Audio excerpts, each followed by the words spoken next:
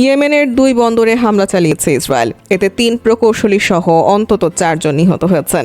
সোমবার 30 সেপ্টেম্বর আল জাজিরার এক প্রতিবেদনে এই তথ্য জানানো হয়েছে। ইসরায়েলি সেনাবাহিনী জানিয়েছে, ইয়েমেনের বিদ্রোহী গোষ্ঠী হুথিদের নিশানা করে তারা ব্যাপক আকারে বিমান হামলা চালিয়েছে।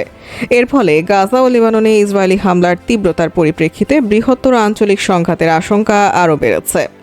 রোববার 20 সেপ্টেম্বর সেনাবাহিনীর বিবৃতিতে বলা হয়েছে, ইয়েমেনের এই হামলায় যুদ্ধ বিমানের পাশাপাশি কয়েক ডজন আকাশযান অংশ নিয়েছে। রাস ইসা ও হোদেইদা পোর্ট এবং পাওয়ার প্ল্যান্টে এই হামলা চালানো হয়েছে।